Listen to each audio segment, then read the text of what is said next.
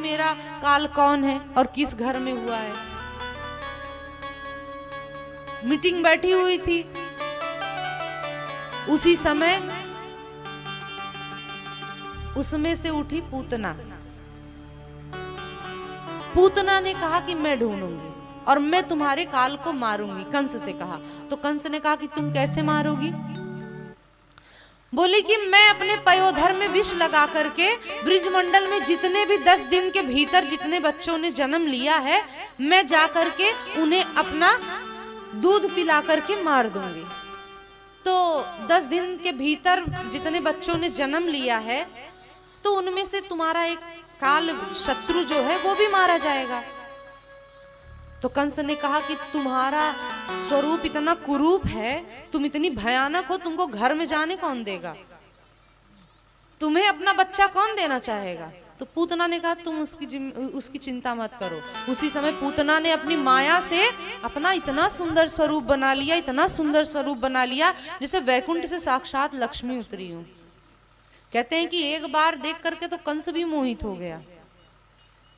कंस ने कहा अरे भाई, अब तुमने अपना इतना सुंदर स्वरूप बना लिया कि अब तुमको कोई रोक नहीं सकता। और अब पूतना निकली। कहते हैं कि पूतना जैसे ही ब्रजमंडल में प्रवेश की, 10 दिन के भीतर जितने बच्चों ने जन्म लिया था सबके घर में जाती चुपके से और उनको अपना दूध पिलाती। अपने पयोधर में विष लगा करके तो गई ही थी और दूध पिला करके सारे बच्चों को मार दिया पूतना ने। और जाते जाते वो ढूंढ रही कि कंस का जो शत्रु है वो कहाँ है। मार तो सबको रही है, लेकिन ढूंढ रही कि भाई वो साधारण तो नहीं होगा, जो है इतनी आसानी से तो नहीं मरेगा।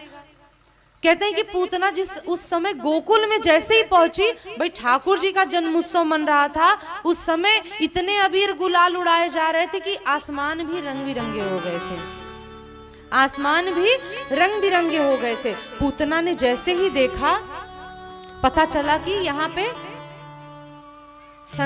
किसी बालक ने जन्म लिया है, उसका उत्सव मनाया जा रहा है। तो पूतना ने कहा इतने जोर शोर से उत्सव मन रहा है, कहीं कंस के काल ने कहीं यही तो जन्म नहीं लिया। पूतना पधारी गोकुल में। कहते हैं पूतना का स्वरूप इतना सुंदर, इतना सुंदर। कहते हैं कि जो ब्रिजवासी उन्मत्त होकर के कीर्तन कर रहे थे, भजन कर रहे थे, नाच रहे थे, कूद रहे थे, गा रहे थे, जैसे ही पूतना